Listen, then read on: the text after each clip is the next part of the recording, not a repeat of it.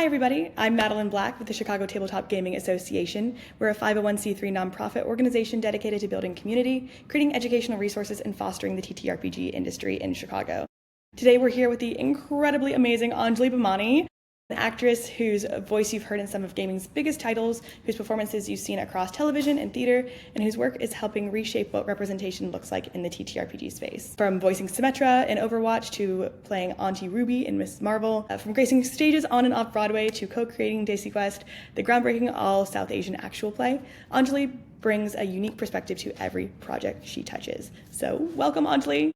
Thank you so much. I gotta say, my favorite thing about that entire intro, and it really makes me happy that you mentioned it, is trying to change not change the face, like completely alter the face of TTRPGs, but just, make sure that people know that the door is wide open for them to come walking through, no matter what background they are, no matter where they come from, no matter what experience level they are at playing any game. One of my very, very, very, very favorite things about the TTRPG community is that there is literally a seat at the table for you, whoever you are. And so thank you for mentioning that because it means a lot to me. Yes, of course. So we're here today to discuss her upcoming run with the Twenty-Sided Tavern, the grand opening of the national tour at Chicago's Broadway Playhouse. You're going to be there from August 12th through 25th, but then the show runs all the way through the end of September. And this is an interactive D&D theater experience that promises to be unlike anything Chicago audiences have seen before.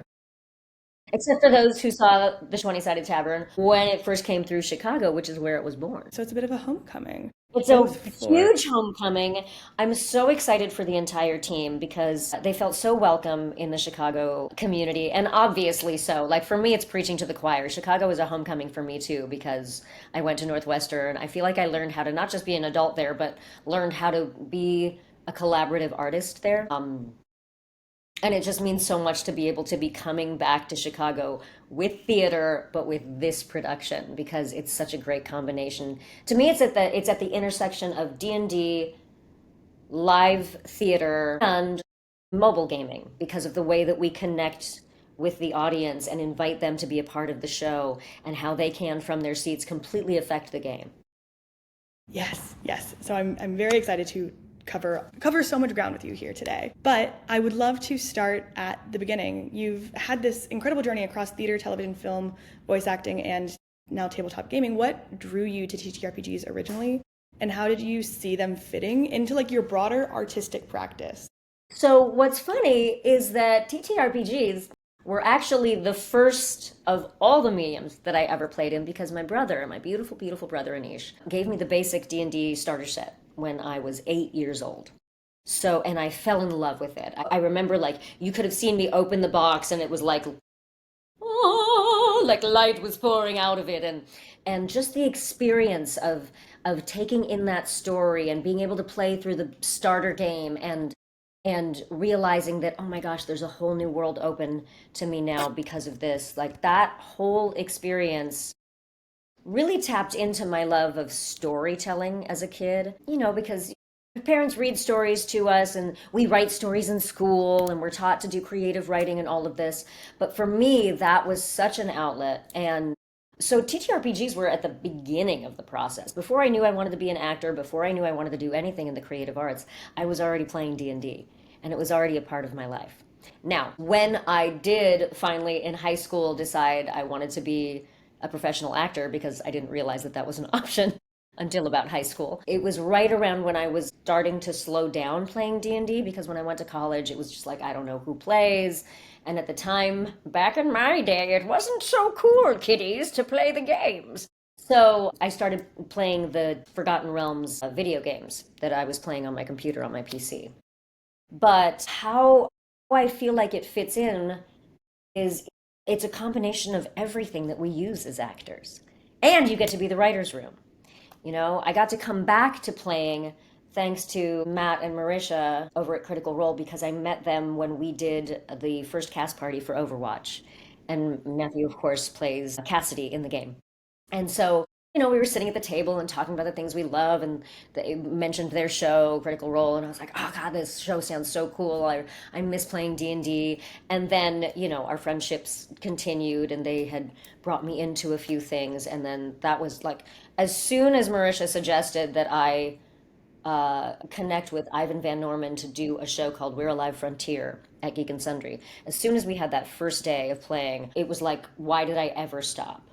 It was such a fulfilling and like emotionally fulfilling, artistically fulfilling experience that we had, that I knew I was like, oh no, now you're hooked again. Now you're gonna have to start doing this. So for me, it really is, it is a giant combination of all of the different things in every medium that I get to do. And it's also, you're also writing, it's creative writing, it's improvisation, it's a little bit of everything. It scratches every artistic itch for me. With the possible exception of singing, but I've done musical one shots, so it definitely includes those two. We haven't done any dancing one shots yet, but the night is young, so maybe that's my next thing. Well, maybe you can play the like College of Dance Bard that just came out in the That 2024 okay, rule I'm set. Look so at that. glad you said that, because I did create a College of Dance Bard that I'm hoping to use in an upcoming one shot. Although the build of this particular bard may or may not include as much like actual dance like I did back in, Northwestern and Kennedy Center and all that stuff. But yeah, that's such a cool new subclass. Yeah, I haven't had a chance to play much of the 2024 rule set, and the amount that I have, I was playing a very martial class. So Well, I'm you're excited. busy saving the world of tabletop right now doing this. And the martial classes are they're tricky to pick up with the new 2024 rules. All of that weapon mastery stuff, that's actually as complicated to me as spellcasting. So that's a lot to take on. But it's so fun and so good. So I'm curious to know, going from playing D&D when you were younger to then going through like theater training and your early days in the theater space and then coming back to it, how had your experience in theater affected how you approach the table? Well, that's a great question. I do think my love for fully physically embodying a character was mostly developed in my theater world, in my theater life. When I was in Chicago, I was very, very, very, very, very fortunate that the first show I did, and then many, many shows after, were with a director named Mary Zimmerman, who is world renowned, MacArthur genius, like everything, you name it. And also an extraordinary creator.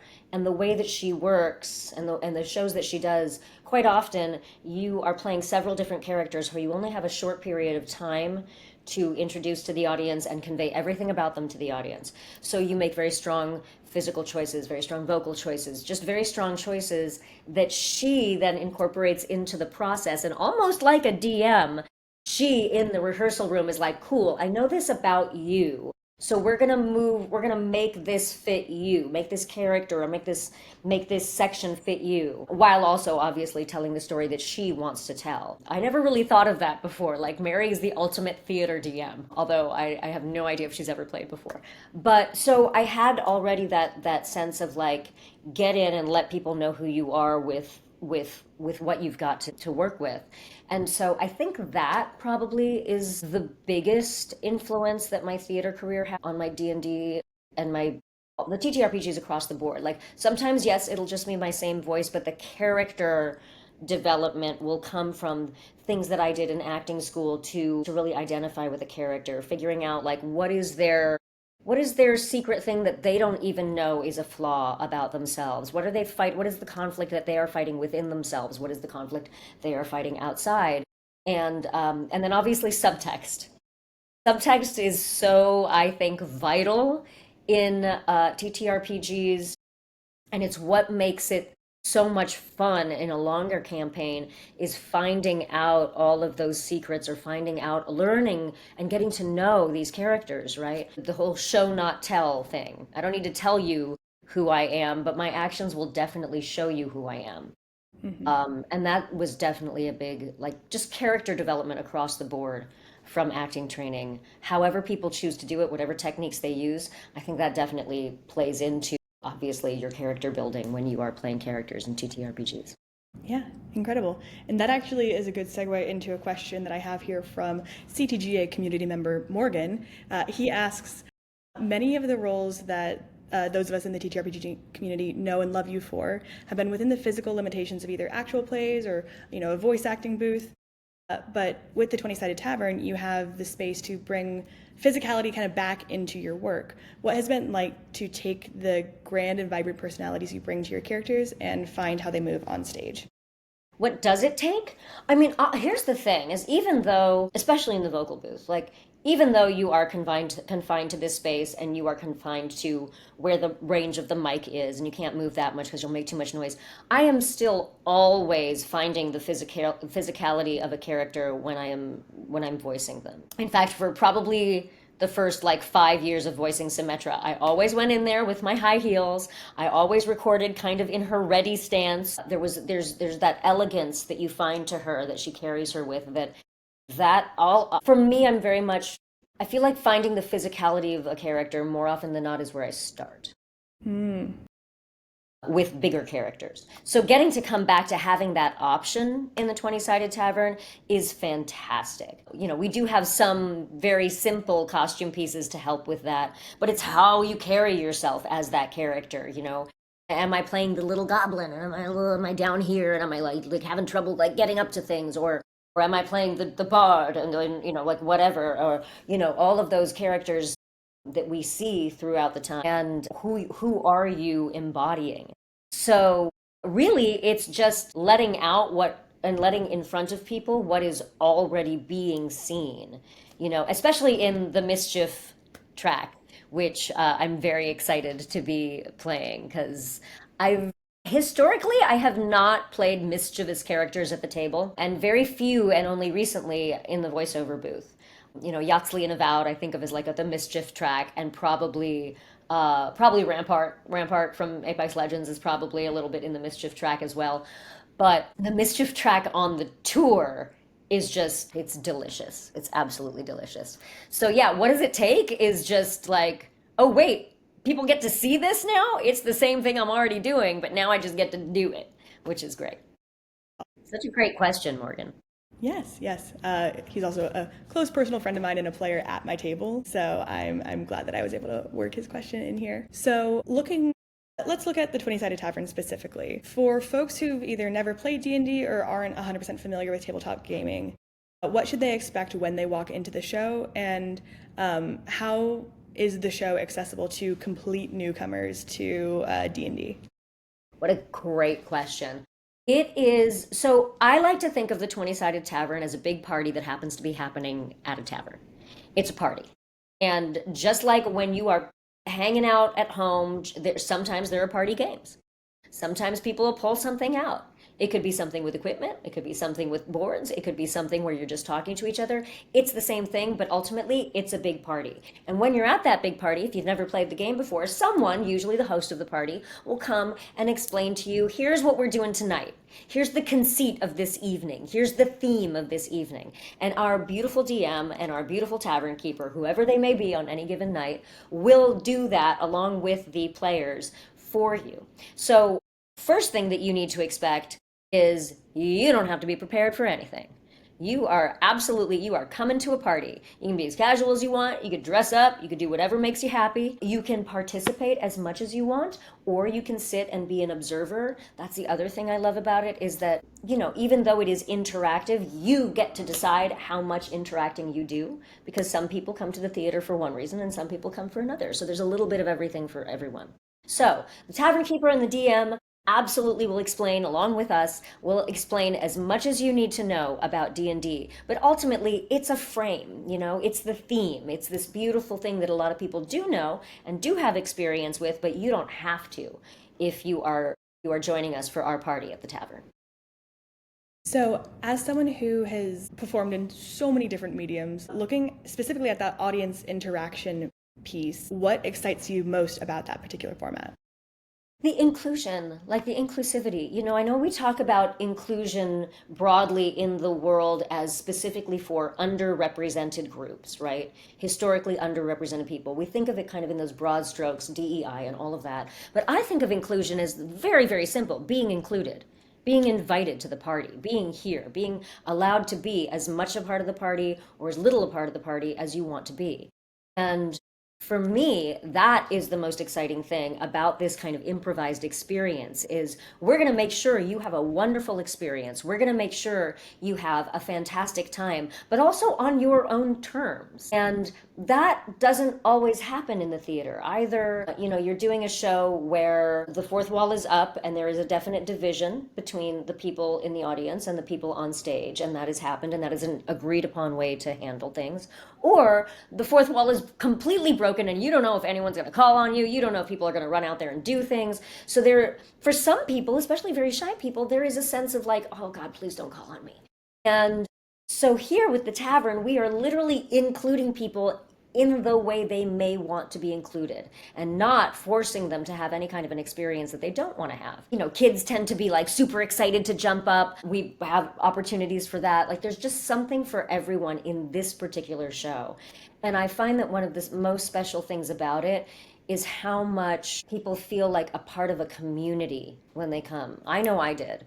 I felt so embraced, not just by the cast and the crew who are extraordinary in their own right and so loving, but also by the audience and the community surrounding the show who have taken on this new life of their own, right? They've taken on this new life of like, we love the tavern. It's our safe space. It's our place to come have fun. We're going to come back 10, 20 times because we know the show is different every night. It's unlike anything that I've ever done. And like you said, I've worked in so many mediums. I've worked in live improv. I've worked in theater. I've worked in film and TV and all of that stuff. But this one just feels like the coolest party I've ever been able to be a part of bringing to the world.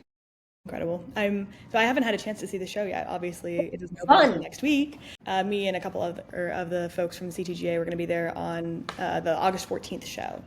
Fantastic. Woo, opening night. Very fun. Yes. So you're returning to this cast right at the launch of this national tour. What does it mean to bring the show to audiences across the country for the first time, not just as a cast member, but also as a producer of the show? Yes. It means so, so, so, so, so much. So I came on as a producer of the show because I had the experience that I had. I asked to be a part of bringing this to the world specifically because of that feeling of belonging that I felt, and how necessary I think it is, not just in our bigger markets, not just in select places online, but I feel like, I've said this before, the worst decisions I've ever made in my life have not been when I was drunk or when I was doing whatever. They've been when I felt like I was alone, when I thought no one would understand me, when I thought there was no safe space for me, no soft place to land. Once I felt how much I felt like I belonged, and not just belonged like, hey, you're a member of a club, but belonged like this is a place where you belong in the world, where you are needed and you are accepted and you are celebrated. And that you is not just me, it's every single person in this audience. Once I felt that, I knew this is like part of my life mission, is to make sure everybody knows that they're not alone. And what a beautiful way to be able to do that than to bring it to multiple markets that don't often see that national tours don't often go to some of the markets that we are going to, and even when they do, that fourth wall is up there, and so they're not getting to be a part of the show.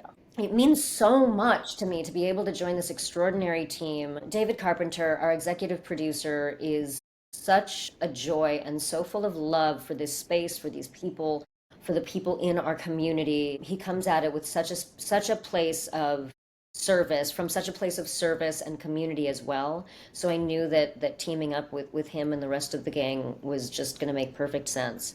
And also it goes back to what, we spoke about at the very beginning of this interview, that I do want, there are people before me who have already kicked doors open, certain doors. And yes, I want to open as many doors as possible, but I also want to be part of holding that door open and inviting people to come in and letting them know, hey, it's cool. Someone already kicked this door open. It might have been me, it might have been someone else, but you are welcome to come in. And being a part of bringing this show to the world, I'm hoping will do that for people who haven't necessarily seen themselves represented in the space, whether that is people who present as femmes, whether that is LGBTQ, whether that is people of different backgrounds, ethnic backgrounds, people of different experience levels. One of my favorite things that I got to do last year was DM for the very first time, but on a really crazy broad stage with the Lego and D&D one shot that Wizards of the Coast and Hasbro and D&D, and Lego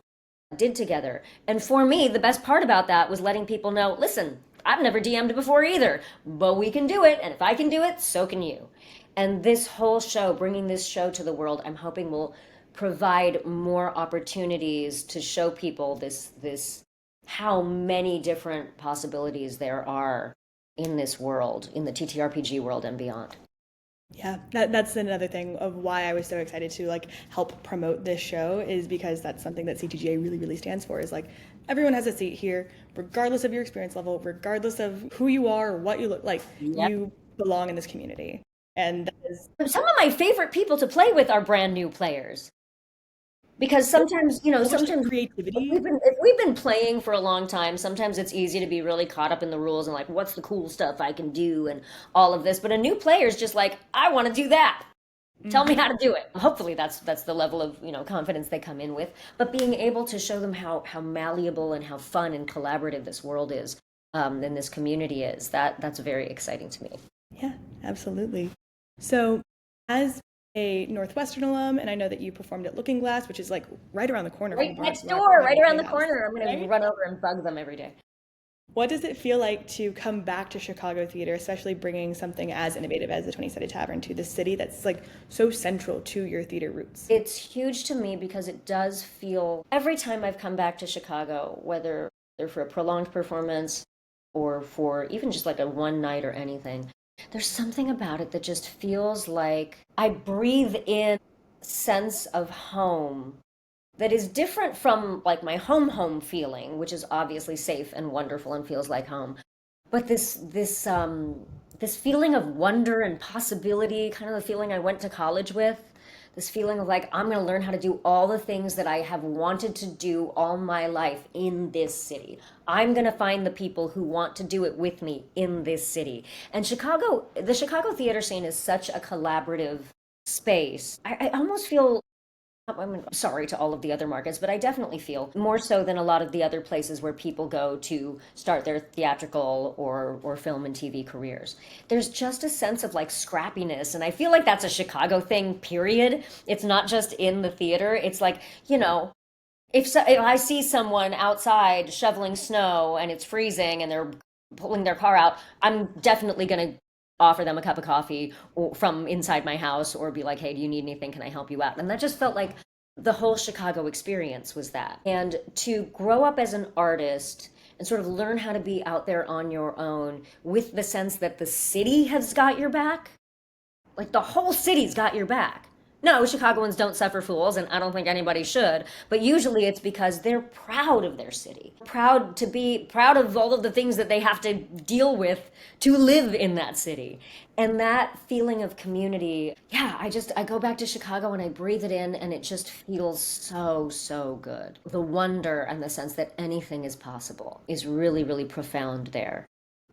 And I'm definitely going to go back and try to visit Northwestern. I was just there last year for the the fifth anniversary of the Meow Show, which is the big improv show there, and just going back and going through all of those old spaces. Chicago will always have just such a special place in my heart. Every time I go there, I have the most wonderful time. As a transplant here, I've been here for like 10 years now, and it's like I couldn't imagine myself living anywhere else. Yeah, I feel like if the weather was any better, everyone would live there. Like that's the one thing, that's the one gatekeeper that's keeping there from being overpopulation in Chicago, because it's a city that's got something for everyone. Every single person, you want a thing, it's there. And it's there in such a at such a degree of excellence, the art, the architecture, the music, the sports, like it's such a degree of excellence of all things. The theater scene, I mean, with the Goodman and the Court and the Looking Glass, and it's just like, it's Steppenwolf, of course. There's just such high caliber of everything there, and high caliber of people, just really, really good people.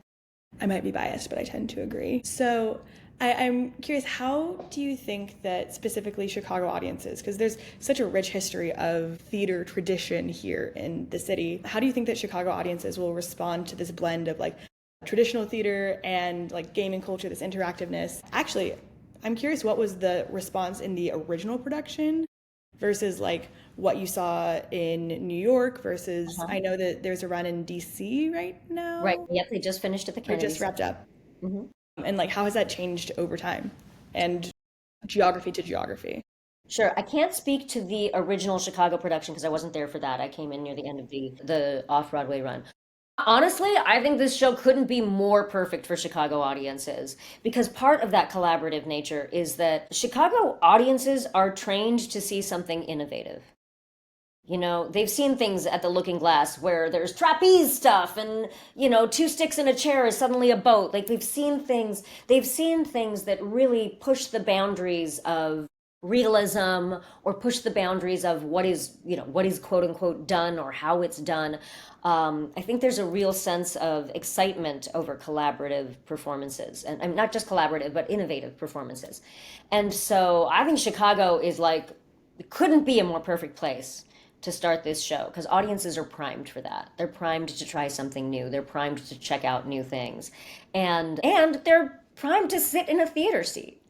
You know, unlike a lot of other cities where either they don't have a lot of experiences or they only have one big theater and a lot of people don't have access to it, whether because it is cost prohibitive or just not there as often. Chicago audiences are hungry for it, they are there for it, they are excited by it. The word of mouth is like wildfire in Chicago. I literally could not be more excited that that is where this tour is starting. Like officially grand opening tour is starting. I I think, I yeah, couldn't agree more. I'm so yeah. happy that you are coming here, first of all. And I'll say, message to our viewers at home the CTGA, we're running a giveaway for 2 tickets that can be used anytime in the month of August. There's a post pinned on our Instagram page. So if you go like that, comment, follow us, follow 20-Sided Tavern, you'll be entered to win. Drawing is at 5 p.m. Eastern Time on August 11th. So, I Amazing. don't know when this is going to be posted, but time's ticking down. Right away, post it right away so people can get it. Right now, right?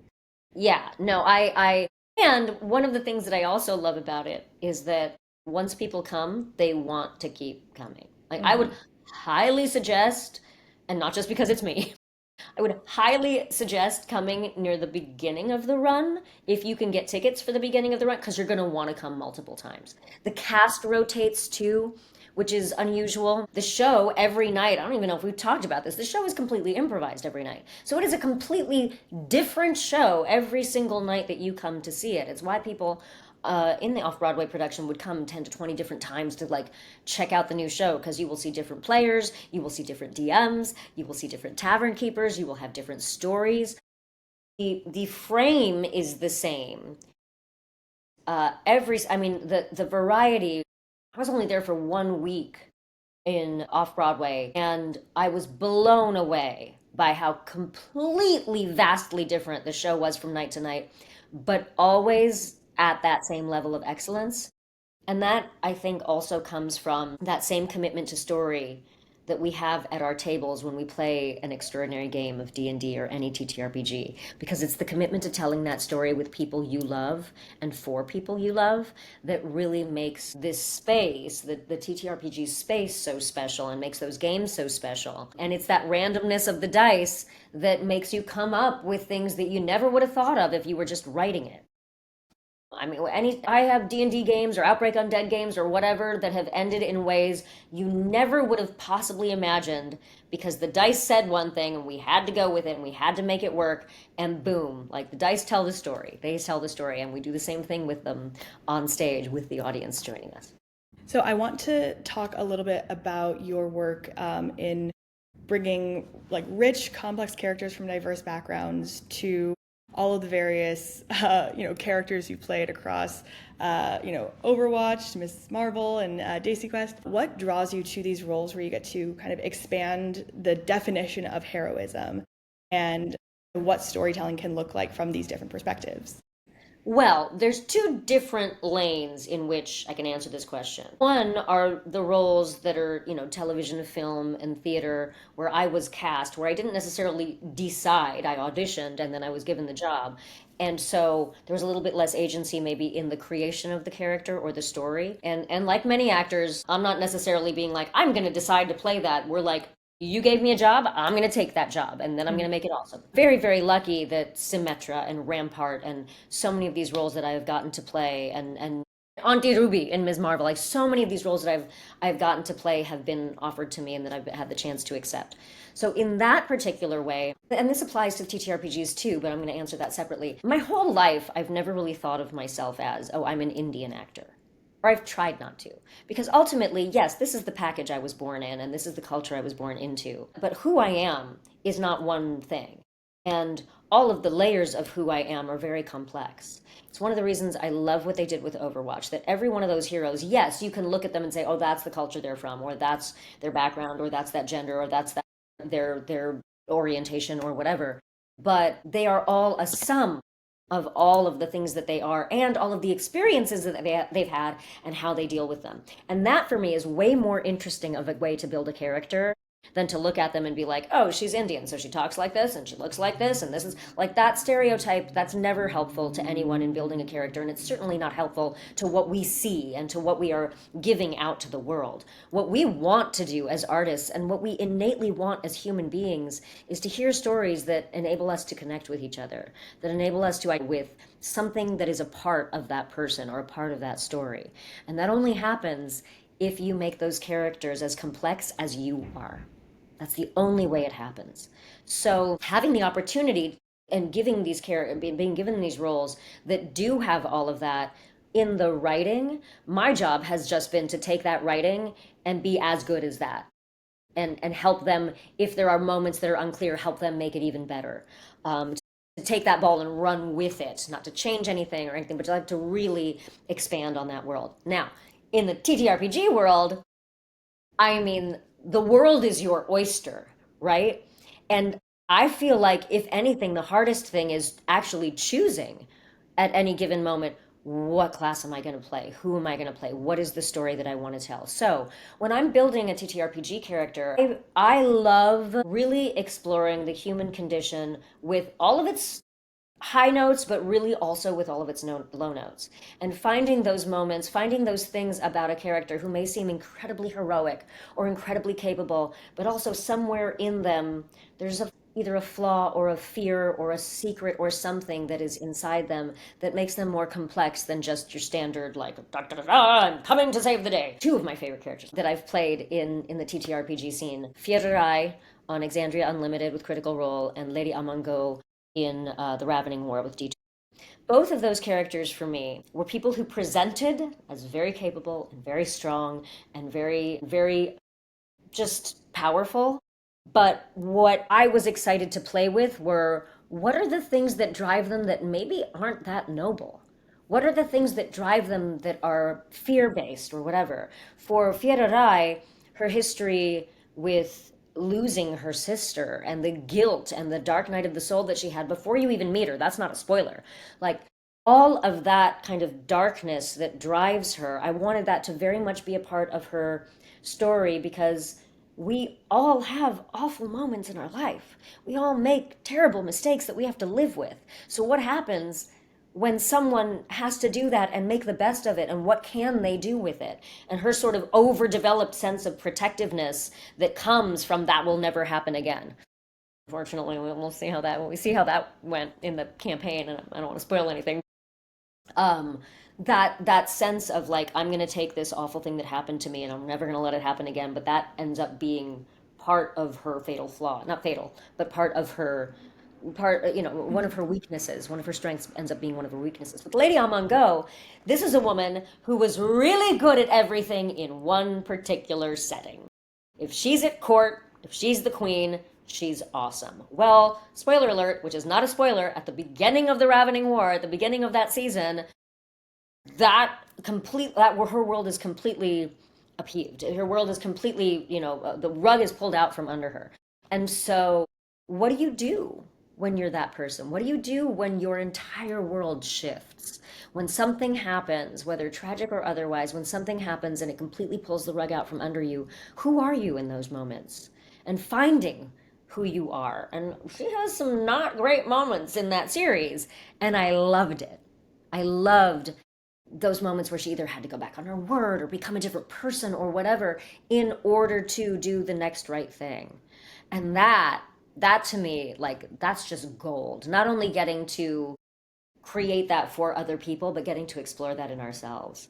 I feel like I have a lot more grace for myself. I give myself a lot more grace when I have the chance to play characters like this. Because the expectations we can have of ourselves are very high. But when you see even the most noble characters rolling out one and have to figure out what they have to do with it, or something happens and they have to make a terrible, difficult choice, you give yourself more grace walking through the world when you know, well, like, even the most heroic character is going to have that moment. Yeah, that was one of the things that I loved about the Ravening War when I was watching it, was all of these characters are so complex, and so everyone is so human in the beautiful ways and the ugly ways. Yeah. Yeah. And And that's also a huge testament, obviously, not just to the incredible players at the table, but to Matt, for creating the opportunity for us to see them grow over such a span of time and grow maybe not in the direction you expected them to. Giving us the chance, because you don't always get to do that. It's certainly not in a short series. You don't get to have that much of a here's what happened kind of vibe. So you've been part of building up this like TTRPG community, or not even that, gaming as well, video games and theater. What have you observed about the TTRPG community that is like special or just different from the other communities? So much. Well, broadly, as an industry, one thing that I think is absolutely extraordinary, and I hope we never lose, never, ever, ever, because I've never seen it in any other medium, and maybe it's a function of this being a newer medium of entertainment, is that in the TTRPG industry, even the companies support each other, right? Brennan Lee Mulligan is about to DM on Critical Role for the next season. Matthew goes in and does the Ravening War. No production companies in the world, or usually, like, you don't see Paramount and 20th Century Fox being like, you know what we should do? We should switch executives and like make movies in each other's worlds and like cross-pollinate. I wish we saw that, because that feeling of a rising tide, lifts all boats. That is such a great environment for creativity, when you know that competition isn't there to pit us against each other. It's there to continuously raise the bar for ourselves and to see, oh yeah, it's like proof of concept. Oh cool, they're doing that. I wonder how they did. Let me talk to them and then see how I can do that with the thing that I am doing that is completely different.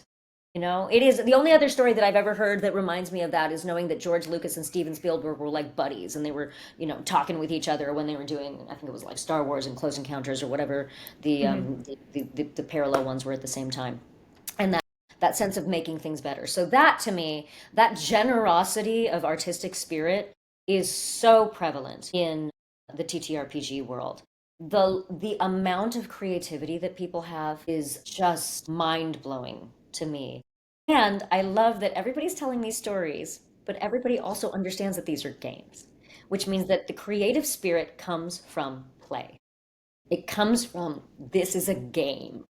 We are going to create something extraordinary, but whether we are playing Daggerheart, Dungeons and Dragons, Outbreak Undead, 12 Candle, or 10 Candles, whatever it is, whether we are doing horror, whether we are doing anything, we are doing it with a sense of play underneath it, and to enjoy each other's company.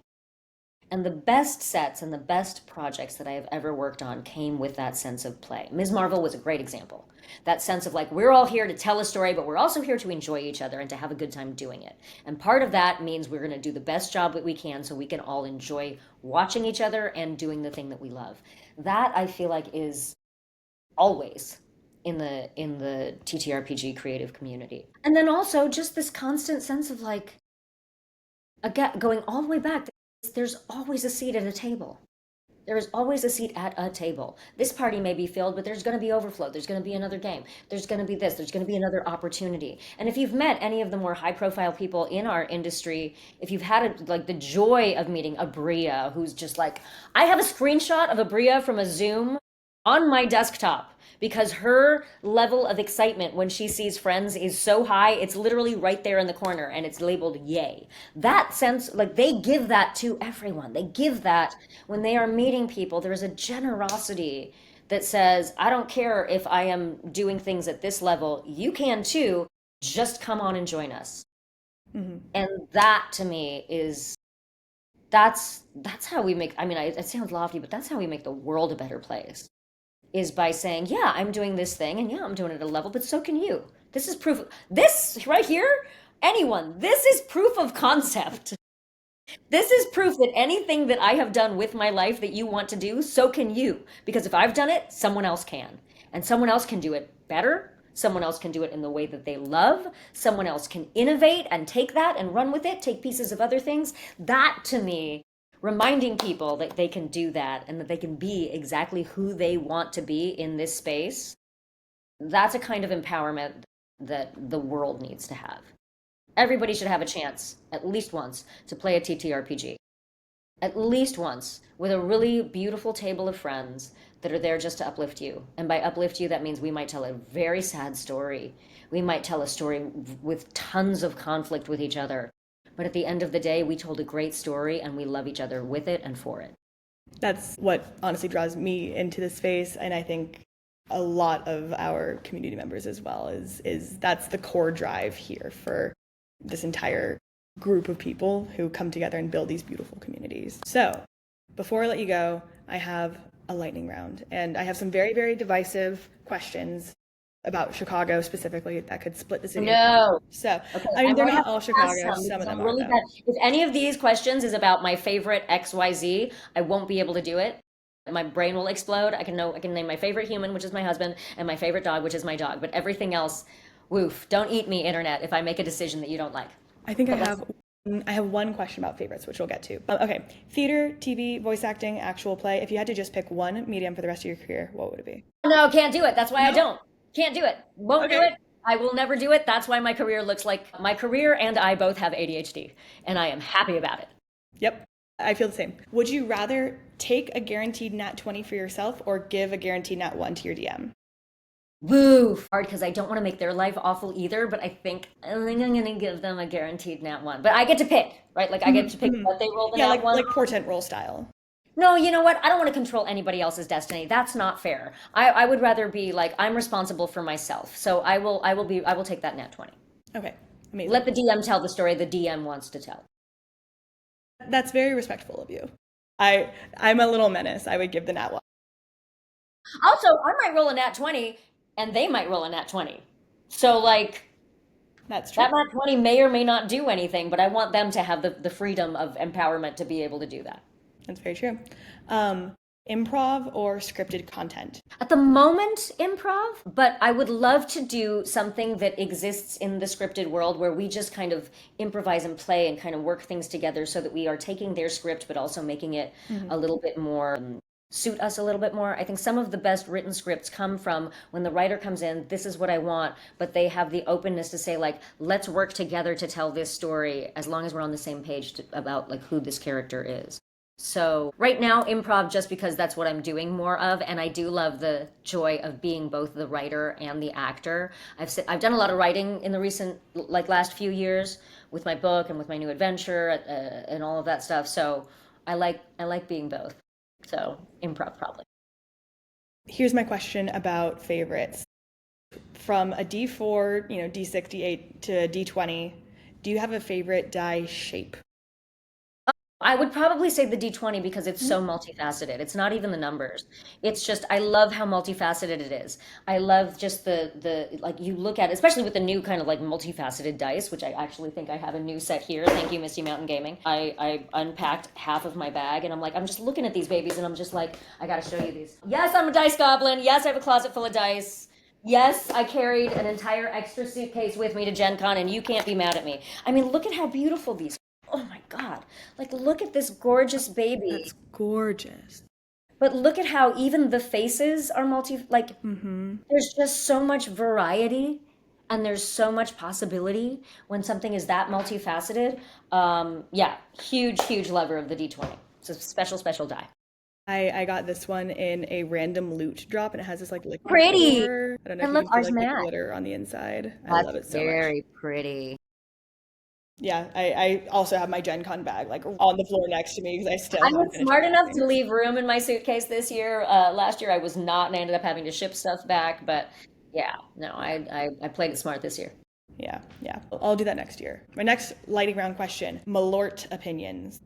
So I have an uncanny ability to taste things that other people think are gross that I'm like, okay, I get that. Whether it was like people who don't like Vegemite, I'm like, no, I understand what this is. And I wonder if it's like science brain being like, what are those flavors? Rather than like, oh my God, this is gross. So, while I know that my beloved Abria believes it was sent from hell to destroy all of us, sent from beyond, and I support her in that interpretation of it, I feel like I don't have an opinion on it because I'm like, well, there's notes of this and there's notes of that. And I will say I believe it is one of the more creative creations of the Chicago community. And I love that the idea was let's make something. I mean, I don't know if this is where it came from, but let's make something that's so gross everybody talks about it. I feel very vindicated because I also kind of I get Malort. Like I like it now, and Yeah, it took like me a it's not while. something I would choose to drink by any stretch of the imagination. Like if I'm gonna have to get drunk on something, it's not gonna be that. It'll be something that I'm just like, ooh, this I really, really like this. But I'm also like, okay, I've had shots of grosser things before, and I won't impose those on anybody. Um, but yeah, I'm kind of like, okay, I see you. I see you for what you are, my lord. You will not break me. I will find out. I will know my enemy. I will pull the art of war on you. I will know exactly who you are, and I will not be daunted by you, my lord. That also feels like a very Chicago moment of like, come at me, bro. Yeah, I'm right there with you.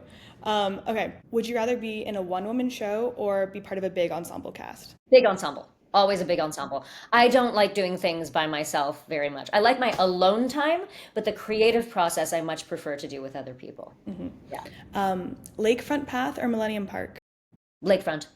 The lakefront to me is one of the happiest places on earth. That crest over, like, I think it's right when you pass Fullerton, when you're coming south over Lakeshore Drive, and you see the city and you see the lake, and like, oh, it's just like so epic and beautiful. Also, I love the fact that, like, when it is 36 degrees in a Chicago winter, all of a sudden everybody's on the lakefront in shorts. Like it could be just like the tiniest bit of sun and joy, and everyone's on the lakefront and everybody's happy.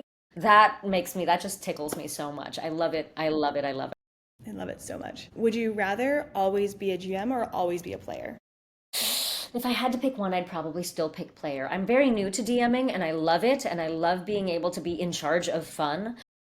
But there is something freeing about getting to be like, okay, now I'm going to explore this aspect of humanity, or I'm going to be a part of taking in someone else's story and making it our own.